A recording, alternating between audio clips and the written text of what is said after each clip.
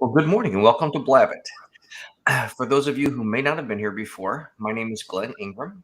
I've been working in and coaching and helping others become better influencers, better listeners, to hone some sales skills for the better part of the last 2 decades. Paul, how are you this morning? I'm doing very well, Glenn. It's great to see you. And of course, our esteemed guest this week, who will introduce herself in just a moment. But for those of you who don't know me, my name is Paul Geiger. I am a public speaking coach and presentation expert out of New York City. And among the many things that I focus on is making sure that people have clarity, they have comfort, which leads to confidence, and they make connection when they speak. Yes, there's a technique to all of that. And I'm sure we're going to touch on several aspects of everything that we're experts at. But let's turn the spotlight right over to our guest here this week. Wendy, please let everyone know who you are. Well, thank you for having me today. Excited to have a conversation with you. I'm Wendy Marx. I am a marketing, positioning, and branding coach for coaches, consultants, and other small business owners. I help people nail their marketing, their positioning, and find that oftentimes very smart people are not good at explaining what they're all about, figuring out how to market themselves. And that's what I do. Well, great. Well, let's just jump in with both feet, Wendy. I saw a little book over there on your LinkedIn profile about branding yourself at 50. So for us young people like this, what would we start off by doing to making sure that we have a brand, that we've positioned ourselves as an authority in the marketplace for people that are looking up and seeing who we are? It doesn't happen overnight, but a lot of people don't put in that work to do it. They think, oh, I'll just put up a LinkedIn profile and I'll be terrifically branded. And it doesn't work like that. You need to really understand what your unique value proposition is. And one quick and easy way to do that is to ask some other people how they see you and have them do that in a few words. And that gives you a quick read on what you're all about. And sometimes there's a disconnect. You think you're the most wonderful speaker in the world, and they don't see that at all, or you're the greatest marketer, and they see you more as somebody who follows orders and is not that imaginative or creative. So you want to really get clear on how you're being seen. Once you're clear on that, you may need to make some course corrections to figure out how you want to talk about yourself. And you want to do so in a way that's accessible, engaging, and differentiating. And don't you kind of find that sometimes people have the misperception, like you said, that it's not like the Field of Dreams movie, if you build it, they will come? You're probably a little bit delusional and it may end up with a nightmare? Exactly. That's a great way of talking about it, Glenn. I had that experience. I know when I wrote my book a few years back, I figured, well, I'm an expert. I can write a book about this because I know all about it. I'll write this book and people will grab the book and I will do all kinds of speaking engagements and whatnot. And I realized pretty quickly that there's a lot of legwork that goes into it. Of course, speaking engagements got a little derailed in March of 2020. We all know that. But that aside, it was still very, very eye-opening for me. Now, I have a quick question, and Glenn and I have talked about this. It's interesting when we get this many episodes of Blabbit, we've talked about a lot of stuff, Glenn. And one of those topics that we've talked about is narrowing your focus. Now, Wendy, when you're speaking to people about branding, how much work do you have to do on, let's throw out the term avatars? In other words, who is your ideal client? Because I know, again, I've been guilty of this. Trying to reach out and target everyone is a huge mistake. Can you talk to us a little bit about your experience with that? That's yes, that is so true, Paul, that if you target everybody, you really end up targeting no one because people are not clear what you're about. So you really want to niche, you want to focus on a particular area. So, for example, you may be an executive coach as opposed to just a coach. And you may, as an executive coach, focus on C-suite people. So you're very targeted in terms of who you're reaching out to. Plus, all your communications make sense for the audience that you're targeting, and you brand yourself as that executive coach for C-suite executives. And that makes a world of difference because people immediately know what you're about. You're focused on whom you're targeting, and your marketing is landing with the right message to the right people. Well, and don't you find a lot of that times, it's one thing to think you know what your brand is, think you know how you're going to promote yourself, but when I'm kind of referring here to like case studies and getting other people's opinions, there's a reason why bigger brands deliver something that's going to resonate with people because they test things before they do things. How do you help business owners or people kind of test their marketing or their message or their brand to understand that it's going to be something that's going to be received well on the other end? Because I think a lot of times we deliver messages that people really don't care about. That's very true, that a lot of times we end up talking to ourselves. People are not really getting what we're saying. And the way you do that is one, it's helpful to get feedback from somebody else. So you may want to hire a coach who can provide that outside perspective because we all tend to put on blinders.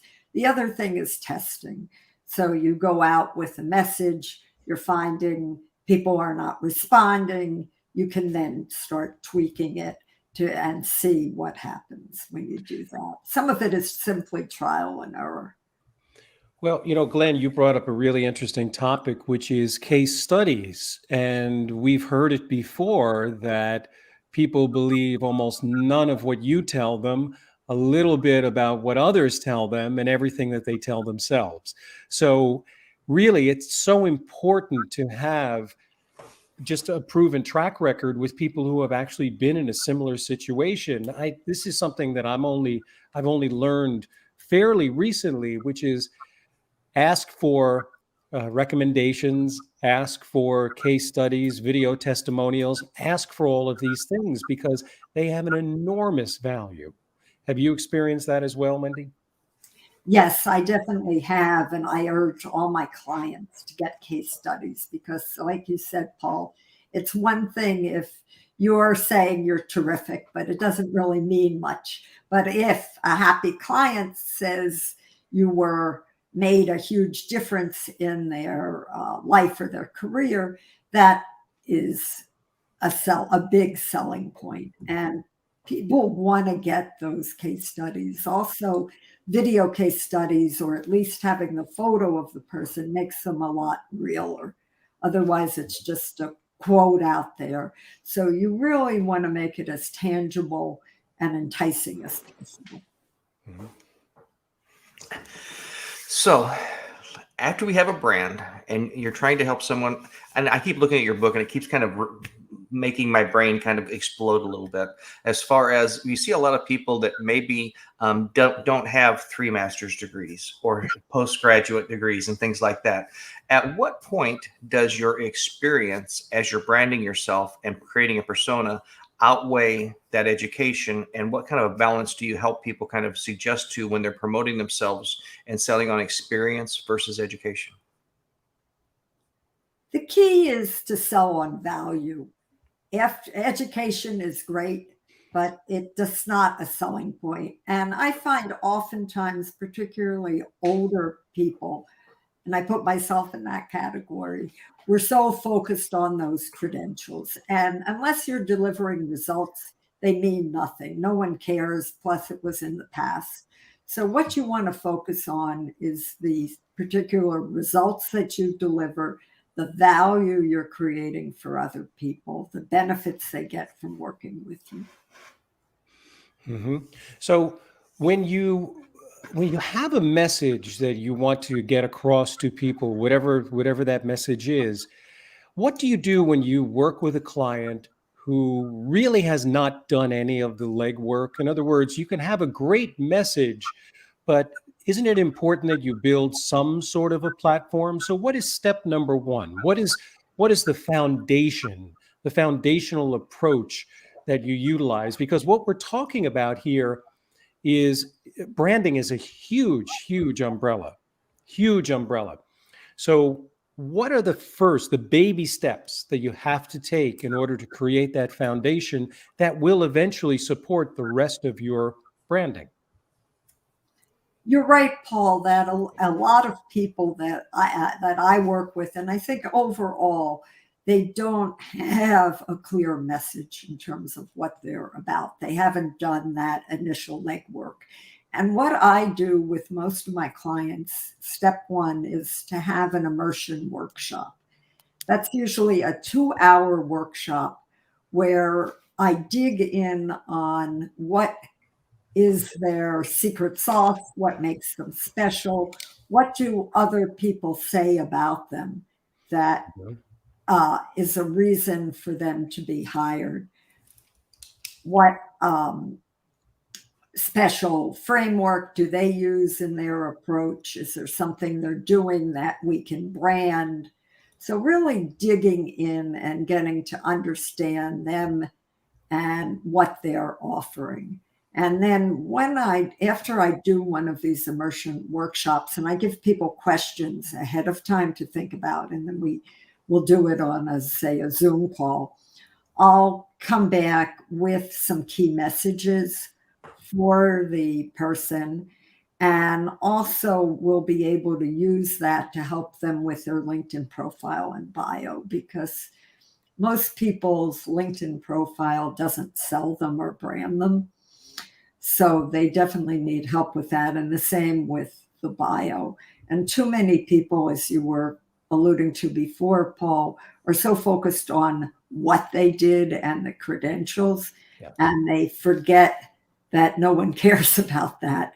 They don't care about their title. They want to know that maybe they improved a company's revenues 100% or something like that. Mm-hmm. That hits home.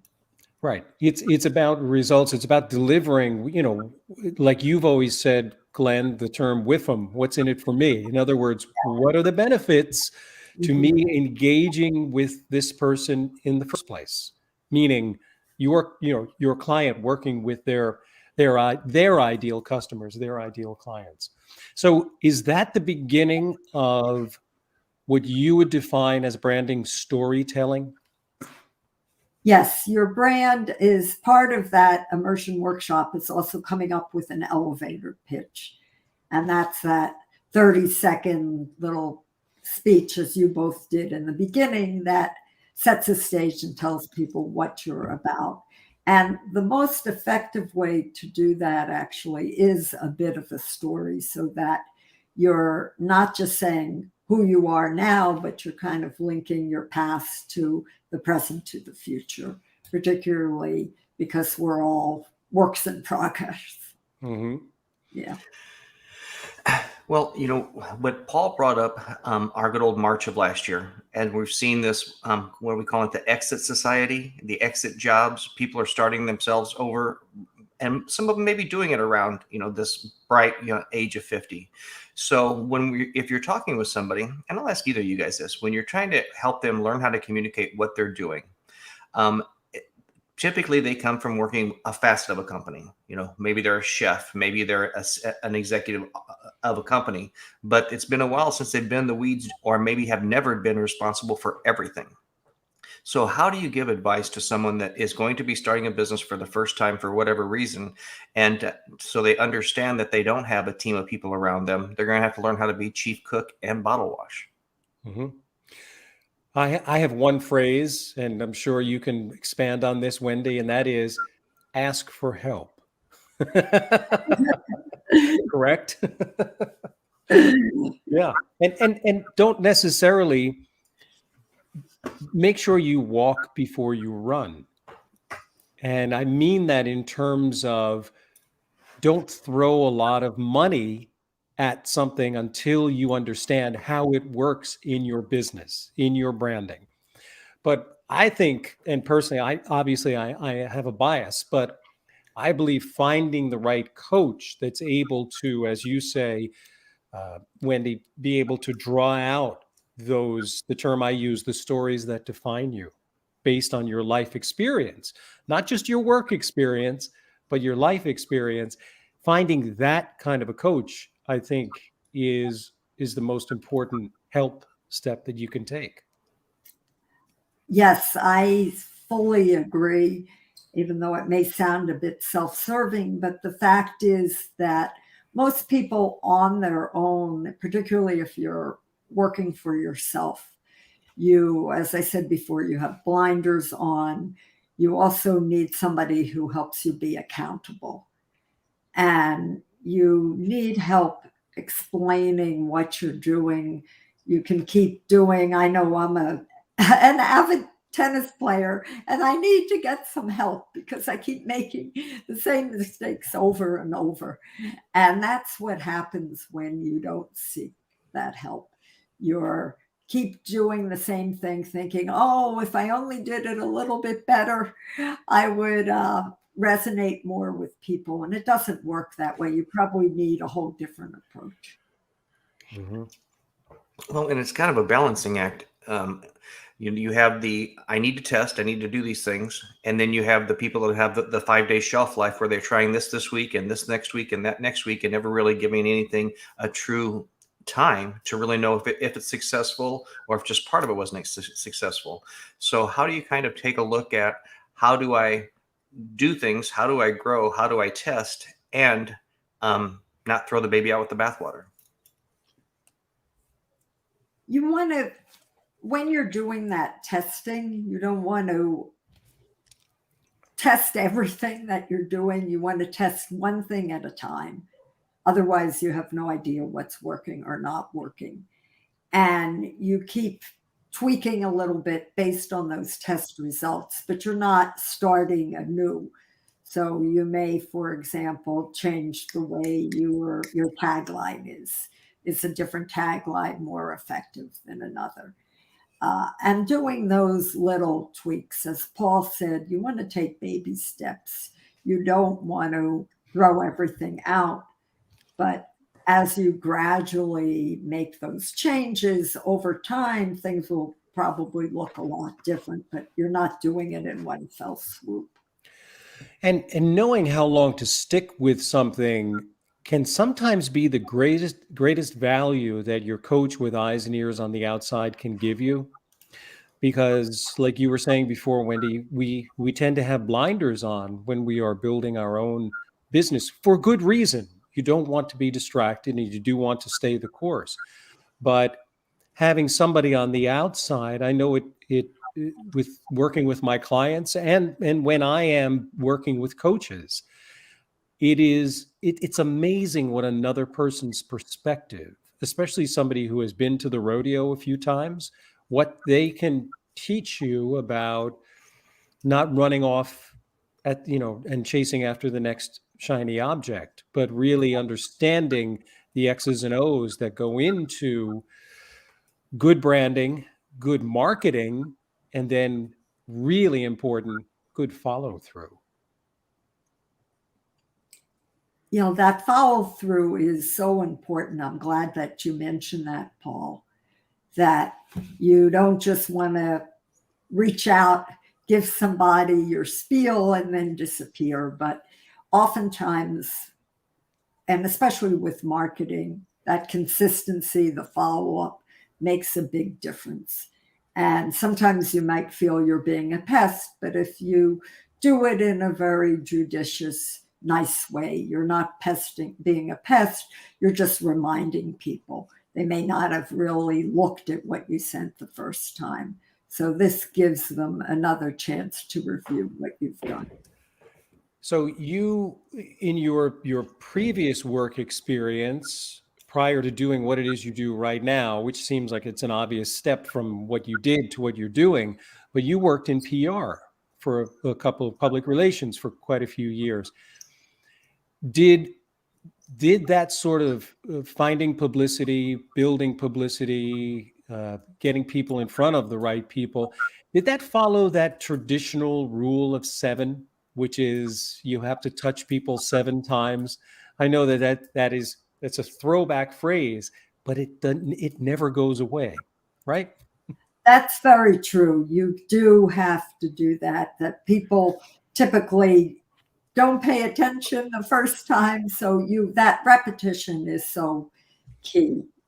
And it's interesting with my PR background that part of what I always did as a PR person was do that messaging that I talked about before, because there's no point in getting someone talking to the media unless they're really clear in terms of their own branding and messaging. In this case, the branding was part of a company, a larger company typically, but it's the same sort of thing, that you have to have that down pat.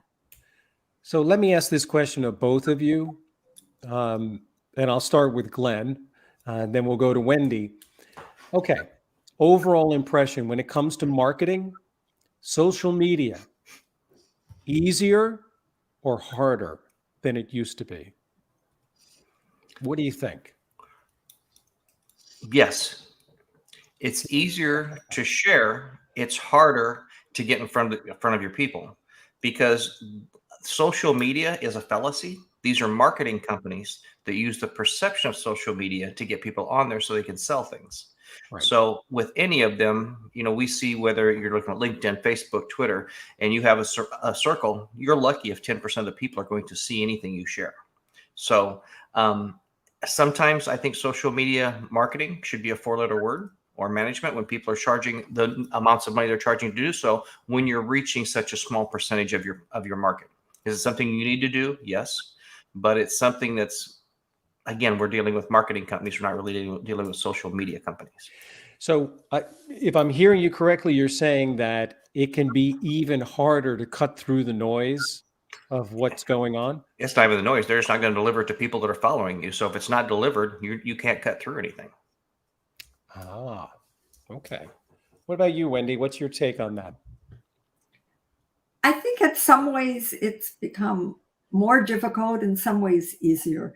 What I find is that LinkedIn is a terrific platform, while Twitter and Facebook are nice and good to have and a way to communicate to others. I find, particularly if you're a coach, a consultant, a small business owner, which is my target area, that LinkedIn gives you an incredible way to target those people, particularly if you get the Sales Navigator, the paid version of LinkedIn. You can hone in on who your audience is.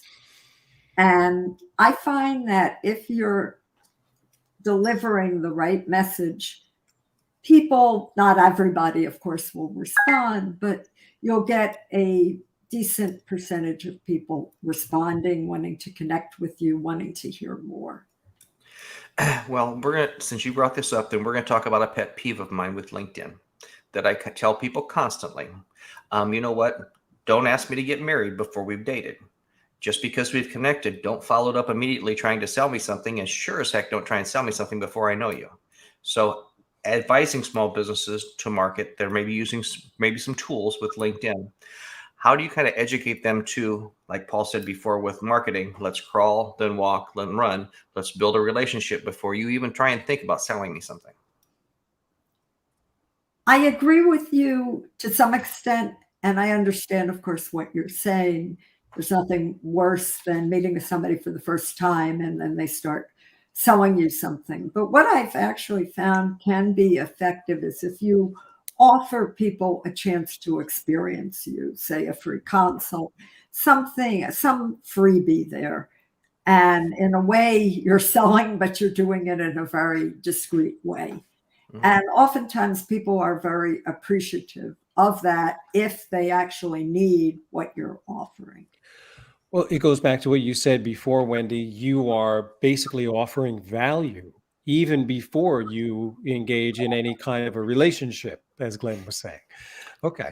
Well, and if you use the law of reciprocity, I see it coming across better. If it's what can I do for you, then inevitably you're going to want to know what you can do for me instead of asking what you can do for me. Exactly. Mhm. Now, is LinkedIn as a platform, do you find that it is, well, we know that it is a professional platform, meaning that professionals go there for that work type experience. But is it for a more, let's use the term, a more experienced audience? In other words, Twitter, Facebook, Instagram, is that for people under 50 and LinkedIn is more over 50? Is there any distinction there? Is there any age distinction at all that people should be aware of in terms of their personal branding? Facebook does actually have a decent representation of, in terms of the older demographic. Obviously, it has younger ones as well.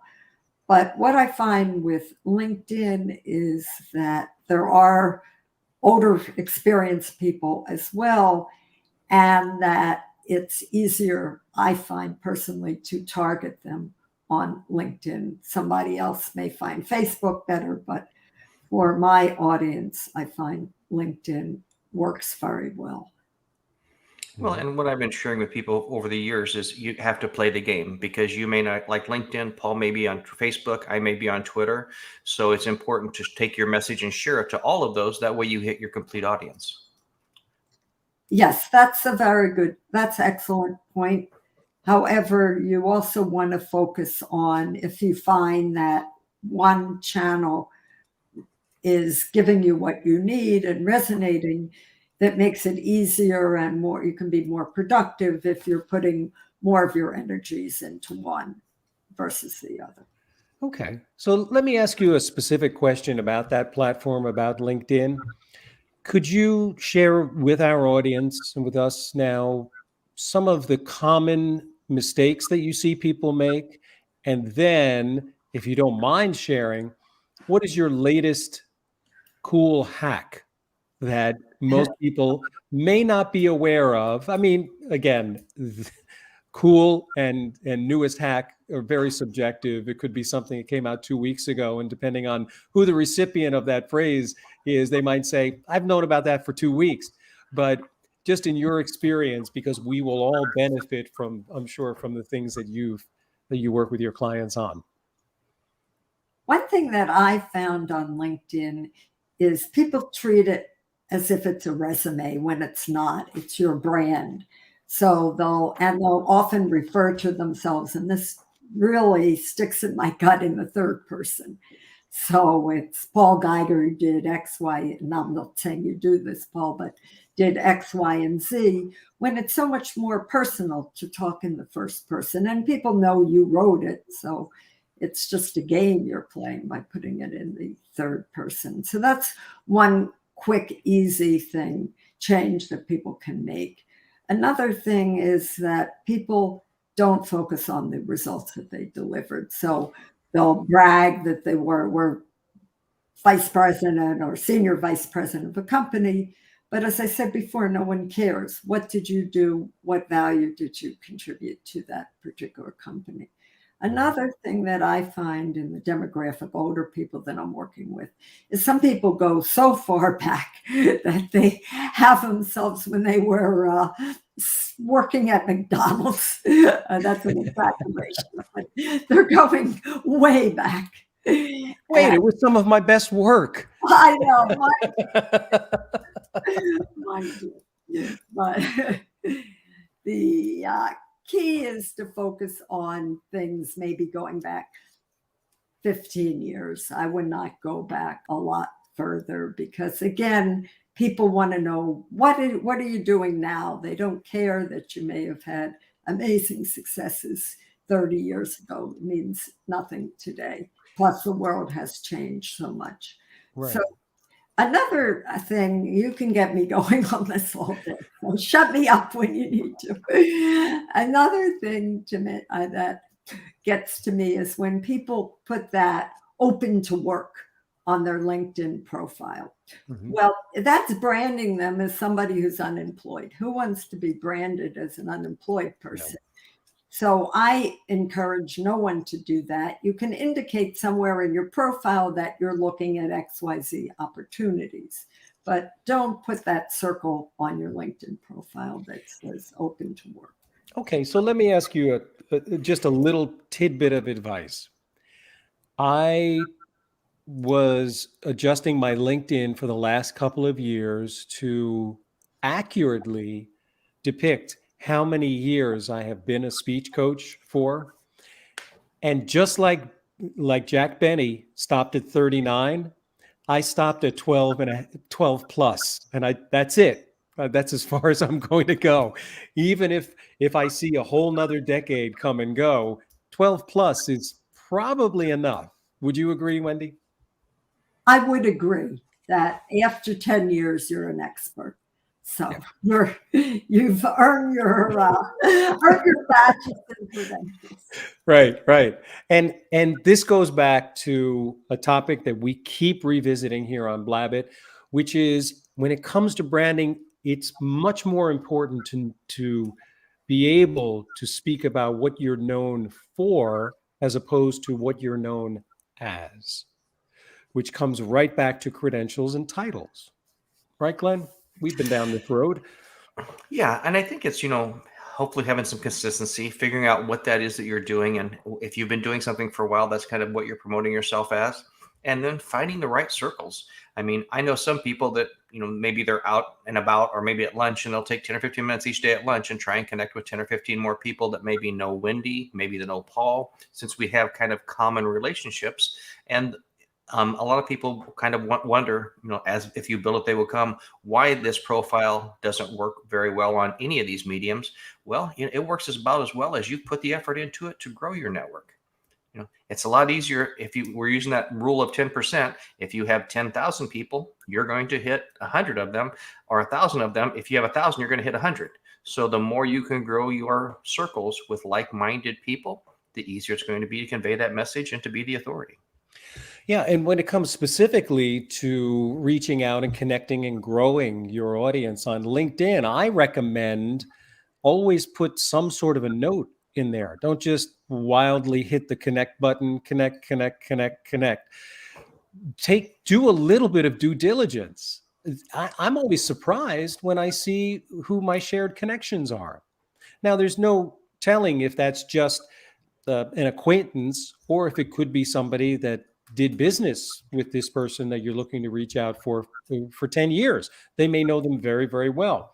So I would not hesitate to use that as a connection, where the kind of work that they do, the length of time they've been in a certain region you can use. There's a lot of things that you can use as an opening note.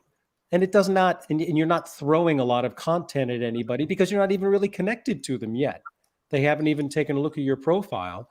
And ideally, your profile will give them quite a bit of information about you. But I always say include a note. Is that your common practice as well, Wendy? Yes, I agree with you. And it really takes a minute to look at somebody's profile and come up with something personal in terms of that person. Maybe they recently changed careers or they worked with somebody who looks amazing. So to just quickly reference that, I find is helpful. And it's also helpful. You might ask a question, curious. I see you've recently, or you're working both full-time and also a part-time job. How do you find that works for you? How do you manage to do that so that you're engaging them and you're showing that you spend a little time looking at their profile? And it also helps to post content, because people who either like your content or certainly if they comment on your content, comment back and ask them the question. Keep the conversation rolling, keep the information flowing, because you just never know. I mean, I had an example of somebody I hadn't even started working with yet. I had actually just spoken to this individual for just a like a 40-minute conversation, and we decided that we were going to work together in a few weeks. And somebody reached out to her, a good friend, saying that this person's company needed someone to do this kind of work. Who do you know? And well, one thing just leads to the next, and that's I think that's how you attract that's how you attract people, because we've been talking so much about reaching out. How do you reach out? How do you reach out? And you don't always see the fruition of that work, of planting those seeds. So are there any other ways that you can make your ideal clients look for you? What do you advise, Wendy? One thing that you can do also, we didn't mention, is on LinkedIn to have a call to action. So to say free consult or something that you're offering, see below and then describe it. But some way to let people know that you're accessible, you're available, and there's a reason for them to reach out. So that's one thing you can do. Another thing you had mentioned before, Paul, is posting content, writing content. And if you're explaining, or not explaining, but if you have an article that showcases your talents and is also illustrative of what you can do, people may be eager to reach out. The other thing is not just to write the article and maybe you'll place it in a publication, but to promote it on social media. And that gives people a way to experience you. Mm-hmm. Well, if you want to be an authority, it's kind of hard to do that without sharing your experiences and your opinions. And don't you think it's important to have a little bit of continuity with what you're doing? And I say this because it's interesting. Personally, I've had some people that have reached out over this last year that have been referred from people that I really don't even know, but they've seen videos I've posted, they've seen information that I've shared, and one thing leads to another, and all of a sudden you get a phone call and you're talking to someone and you're being referred to them by people who you haven't even met yet. But the more you are the authority, the more you're sharing information, the more you're congruent with it, they're going to kind of come to you maybe like a bee like to honey. Well, I think we have a word for that, Glenn. It's called the power of Blabbit. That's right. Just getting it out there, in a way. I think getting it out there in a way that is comfortable and conversational. I know that was really important, that these discussions, yes, have value, but not feel like a workshop. Really, not feel like something you are obliged to go and do, but something that you would like to do because the insights we're talking about things that definitely people can relate to, without a doubt. So tell us a little bit. We've had quite a few authors, as you might imagine, on Blabbit over the last year and a half. Tell me a little bit about you, the process of writing your book, Wendy. What was that like for you? I have always wanted to write a book, and I thought I would write a book based on my PR experience.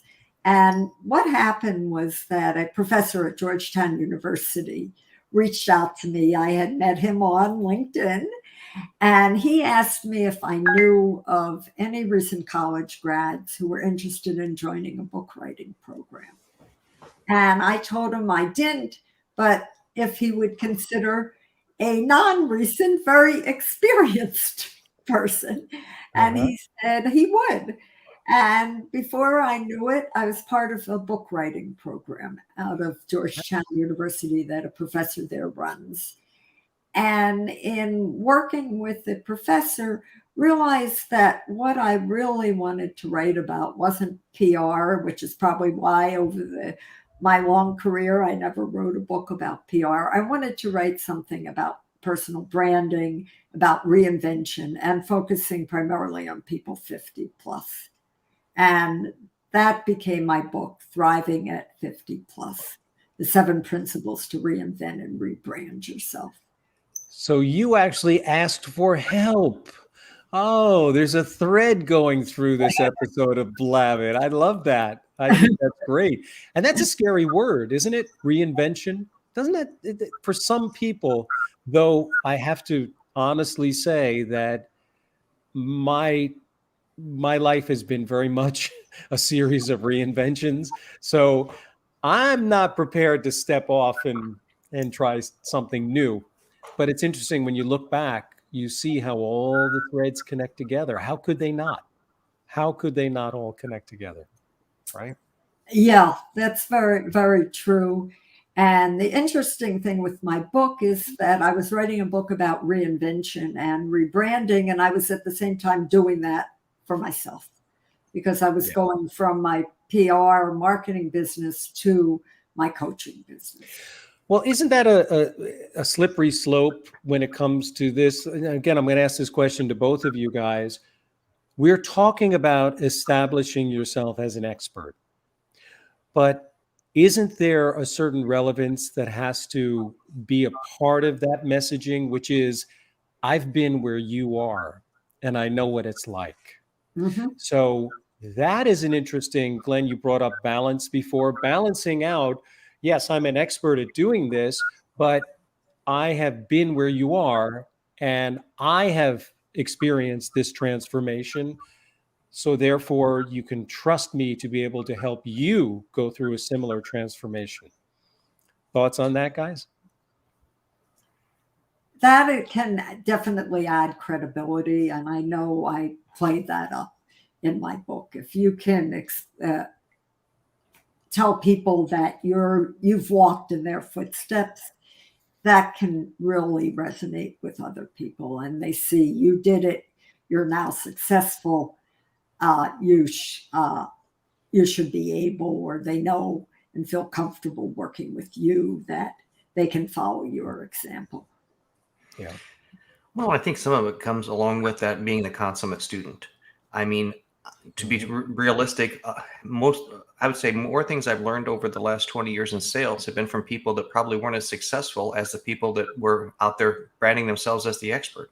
I mean, if you're willing to listen and learn to everyone, it's amazing what you can learn from someone that may not have the best execution, but their preparation may be king, or vice versa. So if you just take the time to talk to different people in the industries, you'll constantly learn things. Well, I know that when I'm communicating to clients and to organizations, I am constantly bringing up that I know what this feels like. In other words, I know what the experience is, and obviously my area is communications, is public speaking and presenting and overcoming nerves and being more clear and doing all of those things. So understanding that there are certain parameters that we all go through, there are certain obstacles and challenges that we all experience, it's important to keep reminding everyone that they're not alone in having that experience.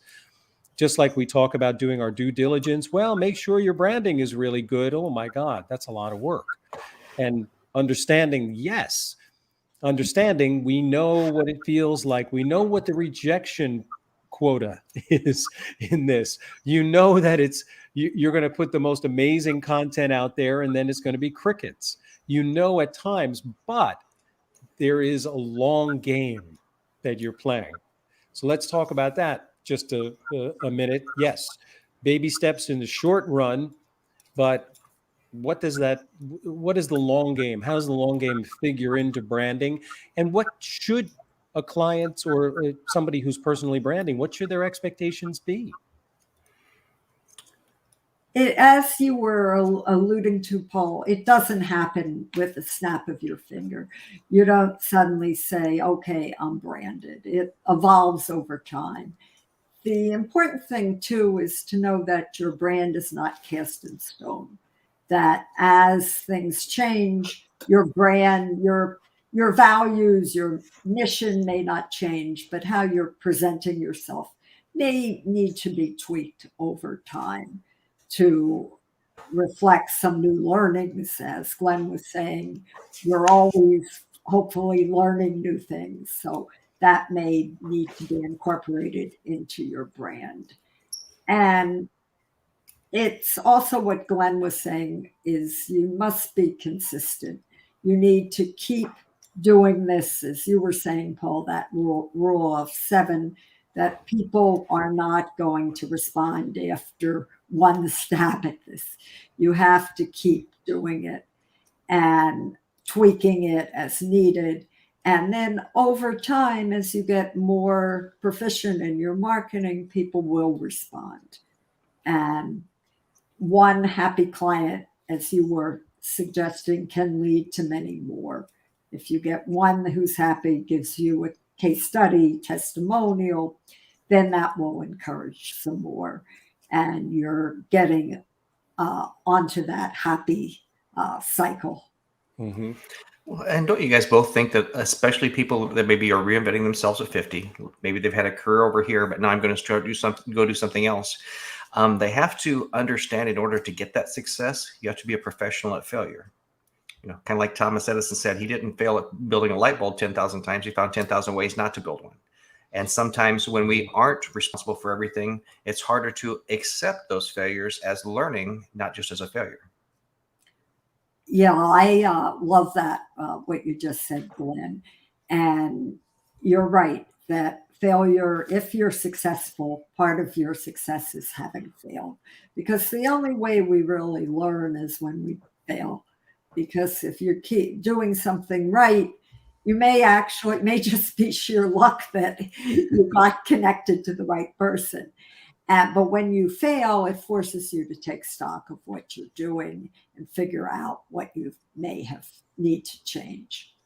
I just had a really interesting thought, and that is, when you talk about a reinvention, when you talk about pivoting and maybe going in a slightly different direction, we said that all of that experience does find a place somewhere in the steps that you then take in a different direction.